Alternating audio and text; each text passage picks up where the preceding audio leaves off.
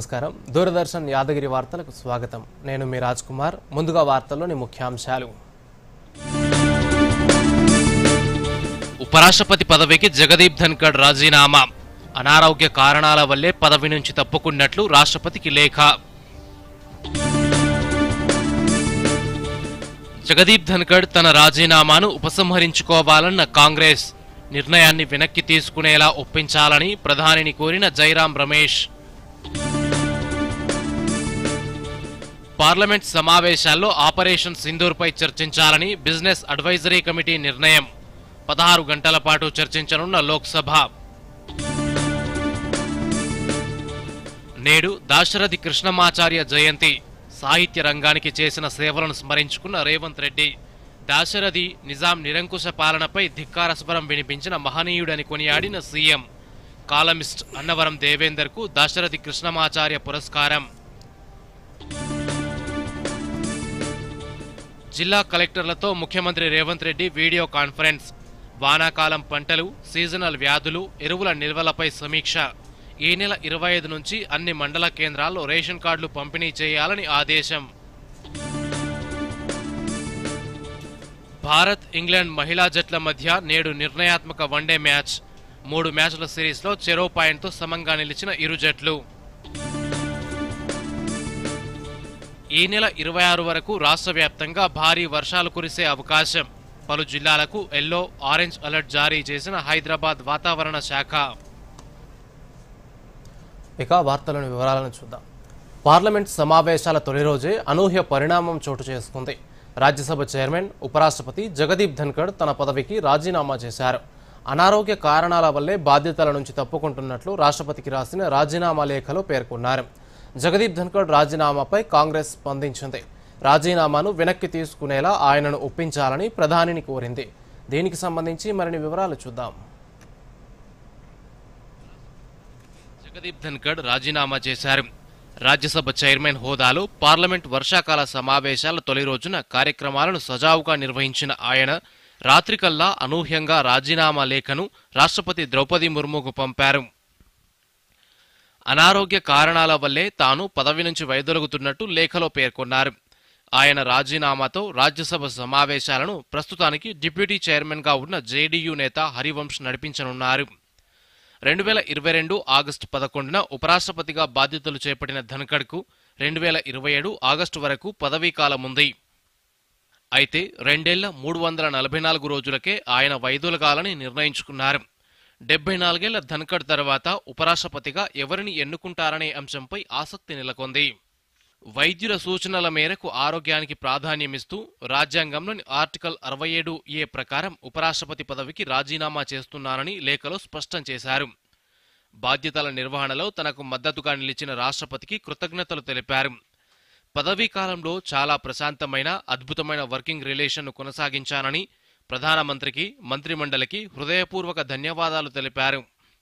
Parliament సభ్యుల నుంచి లభించిన గౌరవ మర్యాదలు, అభిమానం చిరకాలం గుర్తుంటాయని, భారత్ సాధించిన అద్భుతమైన ఆర్థిక పురోగతికి సాక్షిగా ఉండటం ఎంతో సంతృప్తినిచ్చిందన్నారు. ఉపరాష్ట్రపతిగా, రాజ్యసభ చైర్మన్గా బాధ్యతలను గొప్ప గౌరవంగా భావిస్తున్నానని, పూర్తి గౌరవం, కృతజ్ఞతలతో రాజీనామా సమర్పిస్తున్నానని తన రాజీనామా లేఖలో జగదీప్ ధన్కడ్ పేర్కొన్నారు. స్వతంత్ర భారత చరిత్రలో ఉపరాష్ట్రపతి పదవిలో ఉండి పదవీకాలం ముగియకముందే రాజీనామా చేసిన వారిలో ధన్కడ్ మూడోవారు. అంతకుముందు 2 రాజీనామా చేశారు. వారిలో వివి గిరి రాష్ట్రపతి పదవికి పోటీ చేయడం కోసం రాజీనామా చేశారు. రాష్ట్రపతి ఎన్నికల్లో పోటీ చేసి ఓడిపోయిన బైరాన్ సింగ్ షెకావత్ తన పదవీకాలానికి నెల ముందుగా రాజీనామా చేశారు. అధ్యక్షులుగా ఎన్నికయ్యాక ఆర్ వెంకట్రామన్, శంకర్ దయాళ్ శర్మ, కెఆర్ నారాయణన్ ఉపరాష్ట్రపతి పదవికి రాజీనామా చేశారు. మరో ఉపరాష్ట్రపతి కృష్ణకాంత్ పదవిలో ఉండగా మరణించారు. జగదీప్ ధన్కడ్ రాజీనామా ఊహించని పరిణామమని కాంగ్రెస్ ప్రధాన కార్యదర్శి జైరాం రమేష్ వ్యాఖ్యానించారు. సాయంత్రం 5 గంటల వరకు ఆయనతో ఉన్నానని, రాత్రి 7 గంటల 30 నిమిషాలకు ఆయనతో మాట్లాడానని, ఆ తర్వాత రాజీనామా నిర్ణయం అనూహ్యంగా వెలువడిందని పేర్కొన్నారు. రాజీనామాను ఆయన ఉపసంహరించుకోవాలని, ప్రధాని ఆయనను ఒప్పించాలని జైరాం రమేష్ కోరారు. Bureau report, Doordarshan news. ఢిల్లీలోని పార్లమెంట్ హౌస్లో జరిగిన బిజినెస్ అడ్వైజరీ కమిటీ సమావేశంలో పహల్గాం ఉగ్రదాడికి ప్రతిస్పందనగా సాయుధ బలగాలు చేపట్టిన ఆపరేషన్ సింధూర్పై లోక్సభలో చర్చించాలని నిర్ణయించారు. ఈ అంశంపై లోక్సభలో 16 గంటల చర్చకు సమయం కేటాయించారు. అంతేకాక ఆదాయపు పన్ను బిల్లు 2025పై లోక్సభలో 12 గంటలు, రాజ్యసభలో 9 గంటల చర్చకు సమయం కేటాయించారు.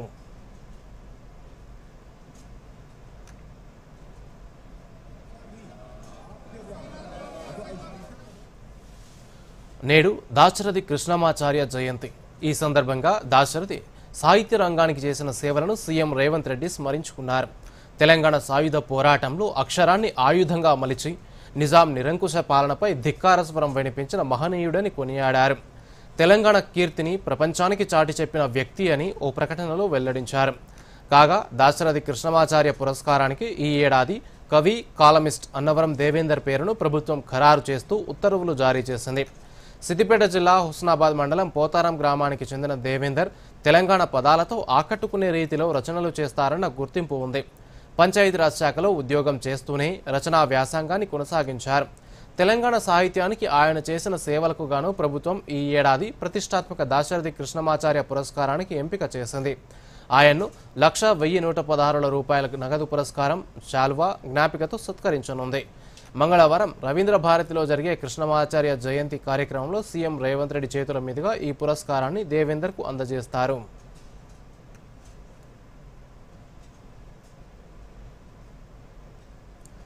జిల్లా కలెక్టర్లు క్షేత్రస్థాయిలో అందుబాటులో ఉండాలని ముఖ్యమంత్రి రేవంత్ రెడ్డి ఆదేశించారు. వానాకాలం పంటలు, సీజనల్ వ్యాధులు, రేషన్ కార్డుల పంపిణీపై ముఖ్యమంత్రి రేవంత్ రెడ్డి జిల్లా కలెక్టర్లతో వీడియో కాన్ఫరెన్స్ నిర్వహించారు. ఈ సందర్భంగా కలెక్టర్లకు ముఖ్యమంత్రి కీలక సూచనలు చేశారు. వర్షాల నేపథ్యంలో అప్రమత్తంగా ఉండాలని, ఆఫీసులకే పరిమితం కాకుండా సమస్యల పరిష్కారం కోసం క్షేత్రస్థాయిలో అందుబాటులో ఉండాలని సూచించారు. వరదల కారణంగా సీజనల్ వ్యాధులు ప్రబలే ప్రమాదం ఉండటంతో వైద్యులు, వెటర్నరీ వైద్యులు అందుబాటులో ఉండేలా చర్యలు తీసుకోవాలని ఆదేశించారు. జిల్లాలో చేపడుతున్న పనులపై రోజువారీ నివేదికలను ముఖ్యమంత్రి కార్యాలయానికి పంపించాలని సూచించారు. కలెక్టర్లు, అధికారులు కూడా రేషన్ కార్డుల పంపిణీ కార్యక్రమంలో పాల్గొనాలని ఆదేశించారు. రేషన్ కార్డుల పంపిణీ ప్రక్రియ నిరంతరం కొనసాగుతుందని, ఎవరూ ఆందోళన చెందాల్సిన పని లేదన్నారు. ఈ నెల 25వ తేదీ నుంచి వచ్చే నెల 10వ తేదీ వరకు రేషన్ కార్డులు పంపిణీ చేయాలని సూచించారు. మంత్రులు బాధ్యత తీసుకొని స్థానిక ఎమ్మెల్యేలను కార్యక్రమంలో భాగస్వాములను చేయాలని ముఖ్యమంత్రి ఆదేశించారు. రాష్ట్రంలో సరిపడినంత ఎరువులు అందుబాటులో ఉన్నాయని, ఎటువంటి ఆందోళన అవసరం లేదన్నారు. ఎరువుల దుకాణాల్లో ఎంత స్టాక్ ఉందో బయట నోటీస్ బోర్డు పెట్టాలని, రాయితీ ఎరువులను ఇతర అవసరాలకు వాడితే కఠిన చర్యలు తీసుకోవాలని సీఎం ఆదేశించారు.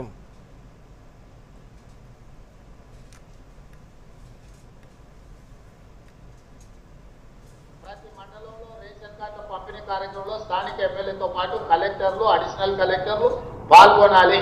ప్రతి మండలం మీరు మీ మండలాన్ని రోడ్ మ్యాప్ చేసుకొని ఈ నెల 25 నుంచి వచ్చే నెల 10 తారీఖు దాదాపు 15-16 రోజులు ఉంటుంది. ప్రతి మండలానికి ఒక అధికారి నుంచి ఆ మండలంలో ఎన్ని కార్డులు ఇస్తుండ్రు, కొత్త ఎన్ని ఇస్తుండ్రు, పేర్ల తొలగింపు, పేర్ల కొత్తగా నమోదు చేసుకునే అన్ని డీటెయిల్స్ కూడా అక్కడ వాళ్ళకి చెప్పాలి, ప్రజలకు వివరించాలి కార్యక్రమం తీసుకొని.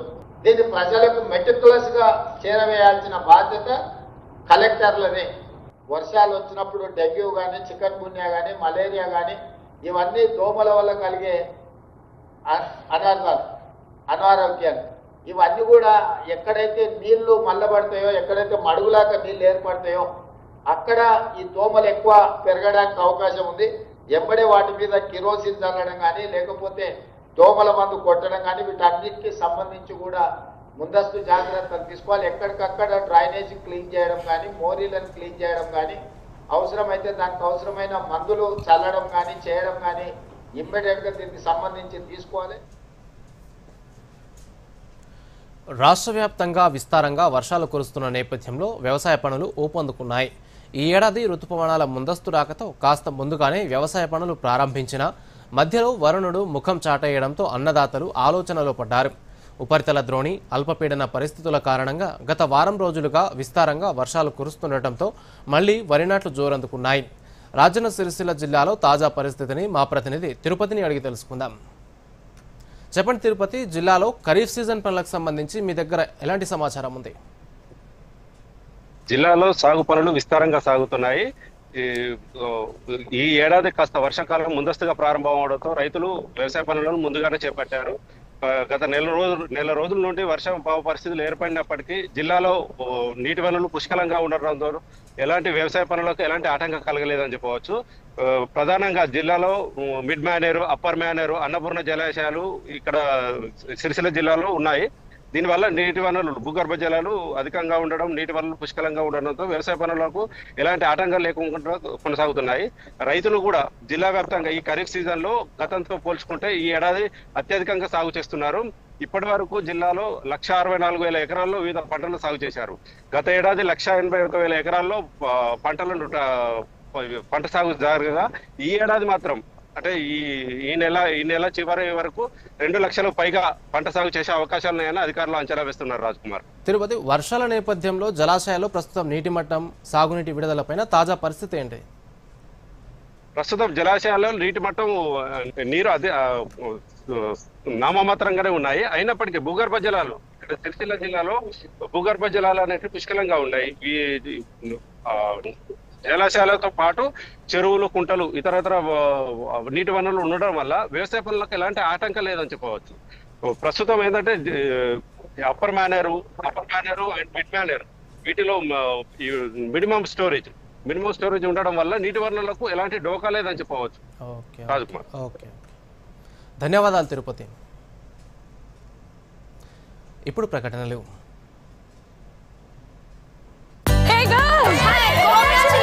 ఈవేళ పార్టీ కావాలంతే. ముందు ఛాంపియన్ తో సెల్ఫీ తీసుకుందాం.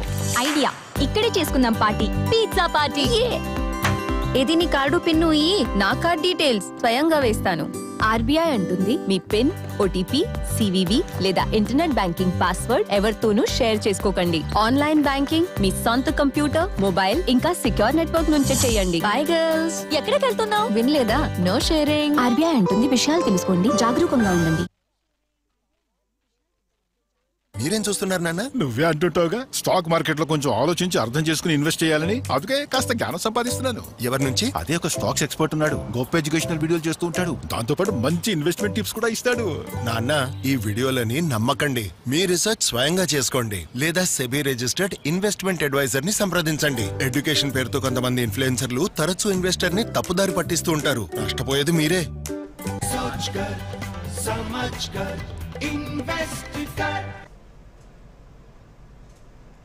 వార్తలకు పునఃస్వాగతం. ఆదివాసీల హక్కుల విషయంలో రాష్ట్ర ప్రభుత్వం కీలక నిర్ణయం తీసుకుంది. కొమరంభీం కన్జర్వేషన్ కారిడార్ ఏర్పాటు కోసం ప్రకటించిన జీవో 49ని నిలిపివేసింది. ఈ మేరకు ముఖ్యమంత్రి రేవంత్ రెడ్డి అధికారులకు ఆదేశాలు జారీ చేశారు. కొమరంభీం ఆసిఫాబాద్ జిల్లాలో 3 లక్షల ఎకరాల అటవీ భూమిని కన్జర్వేషన్ ఫారెస్ట్ కారిడార్గా మార్చేందుకు ప్రభుత్వం నిర్ణయం తీసుకోగా రాష్ట్ర ప్రభుత్వం తన నిర్ణయాన్ని వెనక్కి తీసుకోవాలని డిమాండ్ చేస్తూ ఆదివాసీ సంఘాలు ఆందోళనలు చేశాయి. ఈ నేపథ్యంలో జీవో 49ని నిలిపివేస్తూ రాష్ట్ర ప్రభుత్వం నిర్ణయం తీసుకుంది. ఈ నేపథ్యంలో మంత్రి సీతక్క, తుడుందెబ్బ ఆదివాసీ సంఘాల నేతలు ముఖ్యమంత్రి రేవంత్ రెడ్డికి ధన్యవాదాలు తెలిపారు. రాష్ట్ర ప్రభుత్వం తీసుకున్న నిర్ణయంపై మంత్రి కొండా సురేఖ స్పందించారు. కాంగ్రెస్ నేతృత్వంలోని ప్రజాప్రభుత్వం అటవీ బిడ్డలకు ఎప్పుడూ అండగా ఉంటుందని రాష్ట్ర అటవీ, పర్యావరణ, దేవాదాయ శాఖ మంత్రి కొండా సురేఖ పేర్కొన్నారు.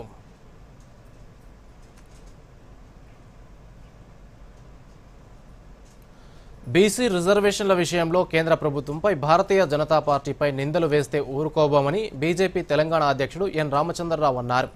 ఢిల్లీలో నిర్వహించిన మీడియా సమావేశంలో రామచంద్రరావు మాట్లాడుతూ బీసీలకు 42% రిజర్వేషన్లు ఇస్తామని మోసం చేశారని, సాధ్యం కాదని తెలిసినా బిల్లు తీసుకొచ్చారని విమర్శించారు.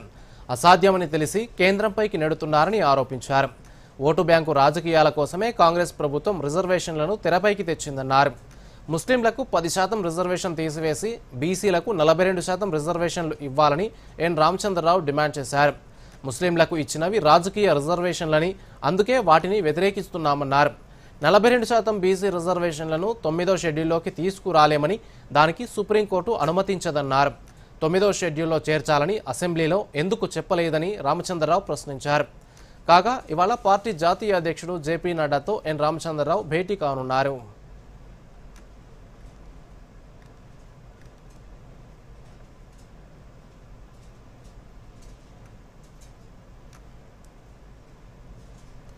ఇంట్లో నోట్ల కట్టలు దొరికినట్టు ఆరోపణలు ఎదుర్కొంటున్న హైకోర్టు న్యాయమూర్తి జస్టిస్ యశ్వంత్ వర్మను తొలగించాలంటూ స్పీకర్ ఓం బిర్లాకు దాదాపు 145 మంది సభ్యులు మెమోరాండం సమర్పించారు. ఈ అభిశంసన ప్రతిపాదనకు Congress, TDP, JDU, JDS, Janasena, AGP, Shiv Sena, LJSP, CPM తదితర పార్టీల ఎంపీలు సంతకాలు చేశారు. అనురాగ్ సింగ్ ఠాకూర్, రవిశంకర్ ప్రసాద్, రాహుల్ గాంధీ, రాజీవ్ ప్రతాప్ రూడి, సుప్రియా సూలే, కేసీ వేణుగోపాల్ తదితరులు ఈ మెమోరాండంపై సంతకాలు చేశారు.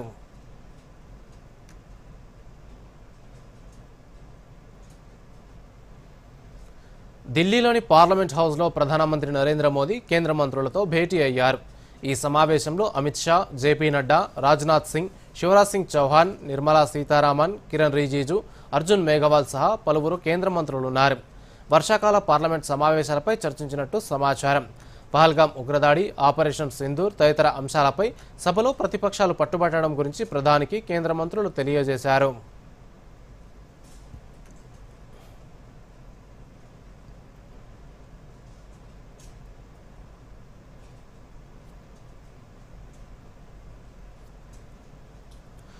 దేశంలో 2014 నుంచి 10 ఏళ్ల వ్యవధిలో 1,73,000 హెక్టార్ల అటవీ భూమిని ఇతర ప్రయోజనాలకు మళ్లించినట్టు కేంద్ర మంత్రి కీర్తివర్ధన్ సింగ్ లోక్సభలో తెలిపారు. ఇందులో 63% మైనింగ్, ఇరిగేషన్, రోడ్డు ప్రాజెక్టుల కోసం అనుమతించినట్టు వెల్లడించారు. తయారీ, పారిశ్రామిక ప్రాజెక్టుల కోసం 2014 నుంచి 2023లో ఇచ్చిన అటవీ అనుమతులు గణనీయంగా 150% పెరిగాయన్నారు. రైల్వే, థర్మల్ పవర్, డిఫెన్స్ ప్రాజెక్టులకు అనుమతిచ్చామని చెప్పారు.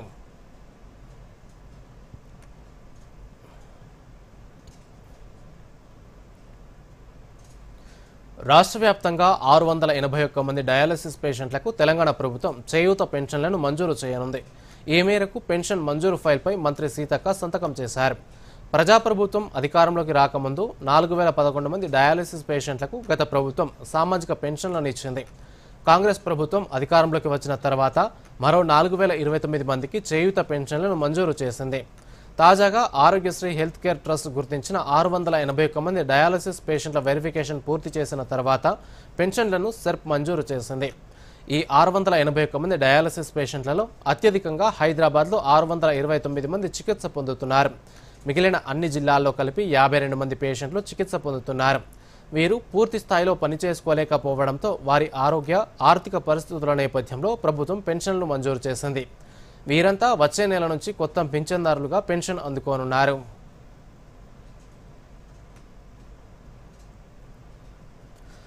లిక్కర్ మాఫియాకు తలొగ్గి కల్లుగీత కార్మికులకు రాష్ట్ర ప్రభుత్వం అన్యాయం చేస్తోందని బీఆర్ఎస్ నేత, మాజీ మంత్రి శ్రీనివాస్ గౌడ్ ఆరోపించారు. తెలంగాణ భవన్లో మీడియాతో మాట్లాడుతూ కల్లు కాంపౌండ్ ద్వారా 10 కులాలు బతుకుతున్నాయని, ఉప్పల్లో తాటి చెట్లు కొట్టి గీత కార్మికులకు నష్టం చేశారన్నారు. కల్లు కాంపౌండ్ను నిషేధిస్తామంటూ ప్రభుత్వం లీకులిస్తోందని ఆరోపించారు. లిక్కర్ కంపెనీలు, డిస్టిలరీలన్నీ ఒకరిద్దరు చేతుల్లో నడుస్తున్నాయని ఆరోపించారు. లిక్కర్ కంపెనీల కమిషన్లకు ఆశపడి లిక్కర్ మాఫియాకు తలొగ్గి కల్లు కాంపౌండ్ బంద్ చేయాలని చూస్తున్నారంటూ తీవ్ర ఆరోపణలు చేశారు.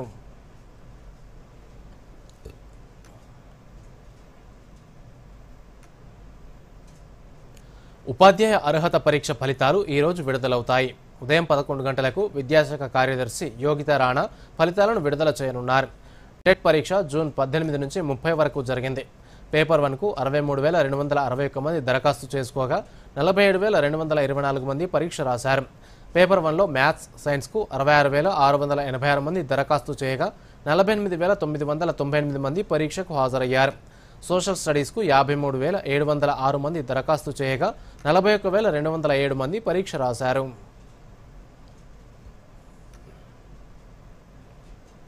ఇప్పుడు చిన్న విరామం. సార్, బెర్రీ పులావ్ ట్రై చేయండి, బాగుంటుంది. ఎలా ఉంది? అరే, అతన్ని తీక్షణంగా ఏం చూస్తావు? టిప్స్ ఇగ్నోర్ చేయాలి, ఇంకా బుర్రను ఉపయోగించి ఆర్డర్ ఇవ్వాలి. మార్కెట్ యొక్క స్టాక్ టిప్స్ ఎంతో మంది ఇస్తారు, డేంజరస్ కావచ్చు. కంపెనీ ఇంకా రిస్క్ గురించి పూర్తిగా అర్థం చేసుకోవాలి, తర్వాతే ఇన్వెస్ట్ చేయాలి.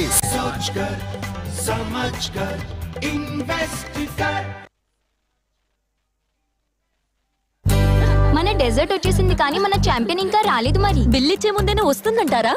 సో గర్ల్స్, ఏంటట సంగతి? బిల్లట సంగతి ఏది? నీ కాడి పిన్ని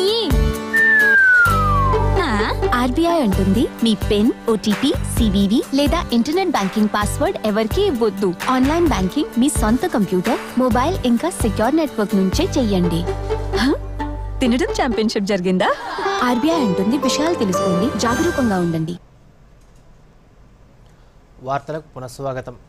మహబూబ్ నగర్లో ఆషాఢ బోనాల ఊరేగింపు వైభవంగా జరిగింది. నగరం పండగ వాతావరణంతో సందడిగా కనిపించింది.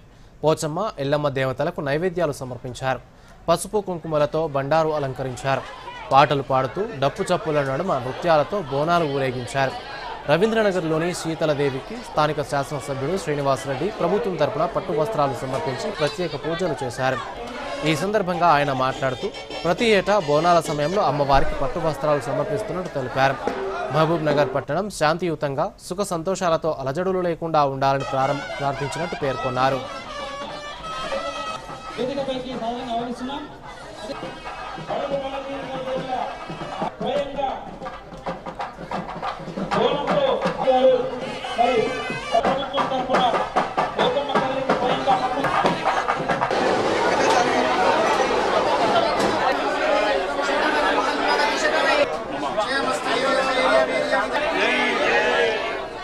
బోనాల పండుగ సందర్భంగా ఆనవాయితీ ప్రకారం రవీంద్రనగర్లోని శీతలాదేవి అమ్మవారి సన్నిధిలో ఇక్కడ వేలాది మంది మహిళలు బోనం సమర్పించుకుంటారు.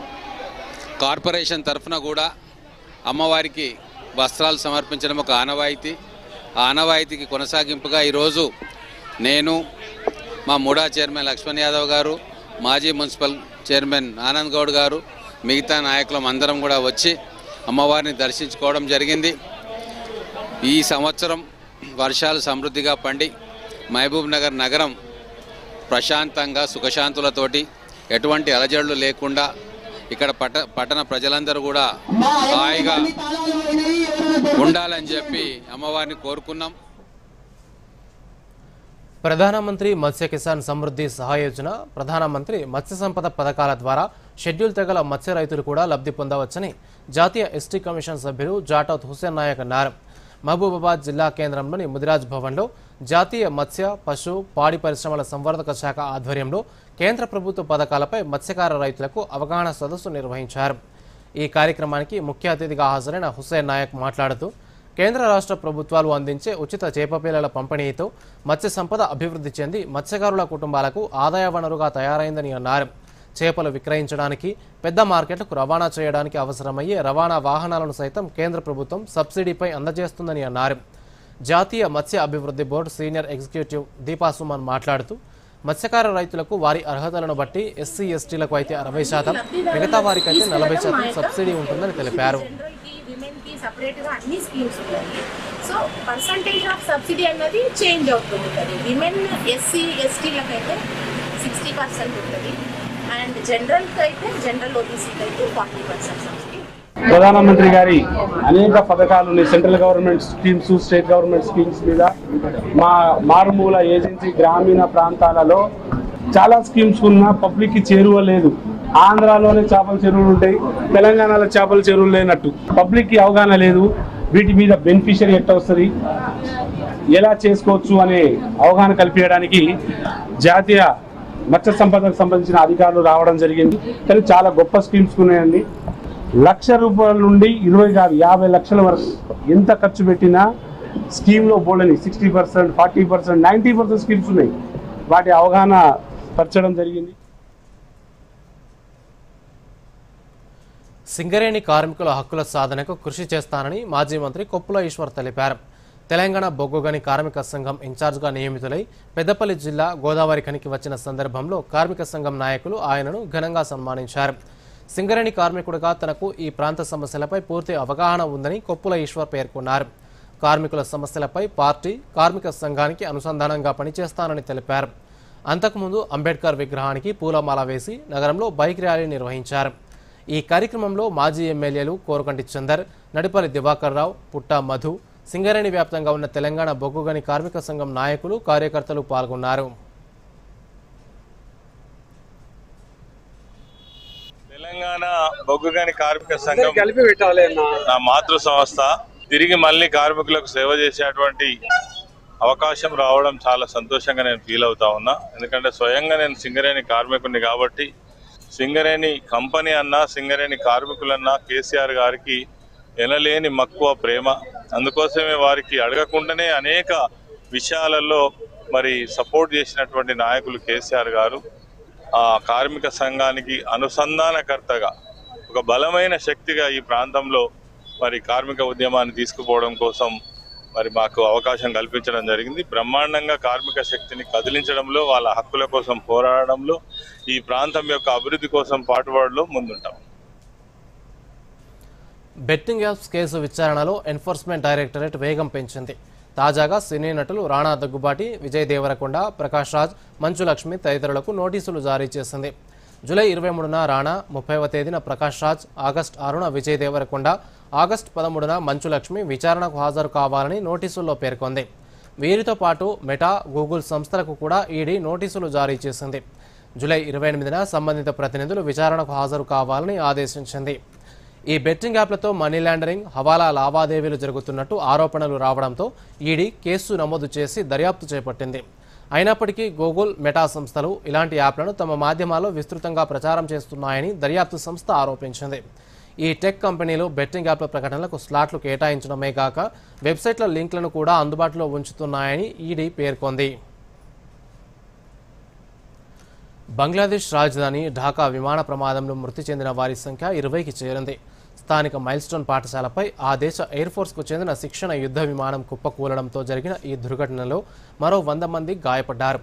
పాఠశాలలో విద్యార్థులున్న సమయంలోనే ప్రమాదం జరగడంతో మృతుల సంఖ్య ఇంకా పెరిగే అవకాశం ఉన్నట్టు చెబుతున్నారు. ప్రమాదంపై బంగ్లాదేశ్ ప్రభుత్వం విచారణకు ఆదేశించింది. మృతుల కుటుంబాలను అన్ని విధాలా ఆదుకుంటామని బంగ్లా ప్రభుత్వం ప్రకటించింది.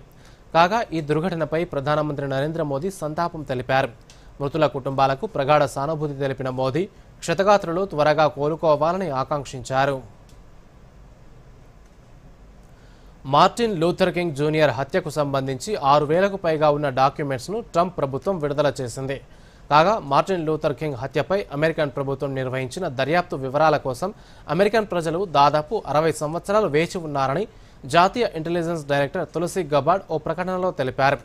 2,30,000 కంటే ఎక్కువ పేజీల డాక్యుమెంట్లు విడుదల చేశారని, గోప్యతా కారణాల వల్ల తక్కువ సవరణలతో వీటిని ప్రకటిస్తున్నామని గబార్డ్ పేర్కొన్నారు. అయితే ఈ విషయంలో మార్టిన్ లూథర్ కింగ్ కుటుంబం ఆందోళన వ్యక్తం చేసింది. అమెరికాలో పౌర హక్కుల నేత అయిన మార్టిన్ లూథర్ కింగ్ అనేక సమస్యలపై, ముఖ్యంగా నల్ల జాతీయుల సమస్యలపై పోరాడారు. కాగా 1968లో మార్టిన్ లూథర్ కింగ్ హత్యకు గురయ్యారు. అయితే ట్రంప్ అధికారంలోకి వచ్చాక ఎగ్జిక్యూటివ్ ఆర్డర్ ద్వారా ఈ హత్యకు సంబంధించిన పరిశోధనా డాక్యుమెంట్స్ను విడుదల చేస్తామని ప్రకటించారు. ఇస్రో, నాసాల ఉమ్మడి ఉపగ్రహమైన నాసా ఇస్రో సింథటిక్ ఎపర్చర్ రాడార్ను GSLV F-16 వాహక నౌక ద్వారా ఏపీలోని షార్ నుంచి ఈ నెల 30న సాయంత్రం 5:40 ప్రయోగించనున్నట్టు ఇస్రో పేర్కొంది. ఈ క్రమంలో షార్లోని శాటిలైట్ ప్రిపరేషన్ బిల్డింగ్ నుంచి నిసార్ ఉపగ్రహాన్ని రెండో ప్రయోగ వేదిక సమీపంలోని వాహక అనుసంధాన భవనంకు తరలించారు. అక్కడ GSLV శిఖర భాగాన్ని అనుసంధానం చేయనున్నారు. ప్రత్యేకమైన భూపరిశీలన ఉపగ్రహమైన నిసార్ బరువు 2,392 కిలోలు. ఇది డ్యూయల్ ఫ్రీక్వెన్సీ సింథటిక్ ఎపర్చర్ రాడార్తో భూమిని పరిశీలించనుంది. ఈ ఉపగ్రహం భూగోళం మొత్తాన్ని అన్ని వాతావరణ పరిస్థితుల్లో స్కాన్ చేసి 12 రోజుల వ్యవధిలో డేటాను అందించనుంది. ఇంగ్లాండ్పై తొలిసారి T20 సిరీస్ సాధించిన భారత మహిళల జట్టు వన్డే సిరీస్ కూడా సాధించాలన్న లక్ష్యంతో నిర్ణయాత్మక 3వ మ్యాచ్కు సిద్ధమైంది.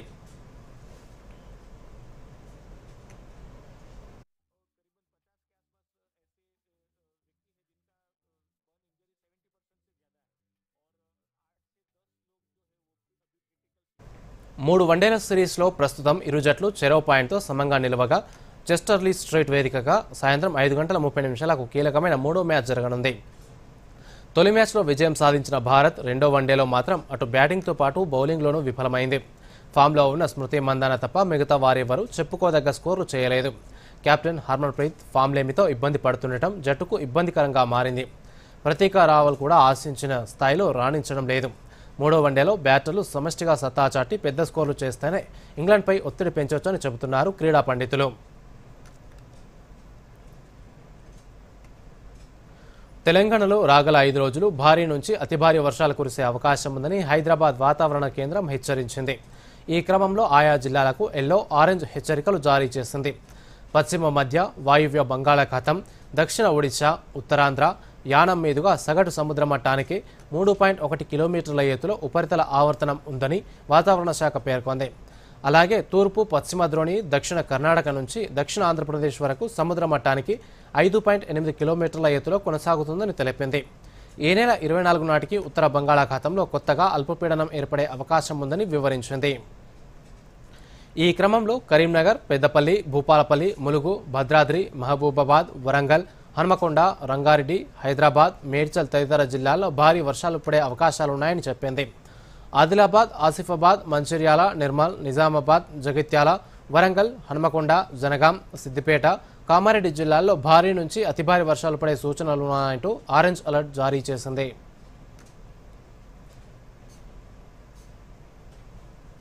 ఇక వార్తలు ముగించే ముందు ముఖ్యాంశాలు మరోసారి.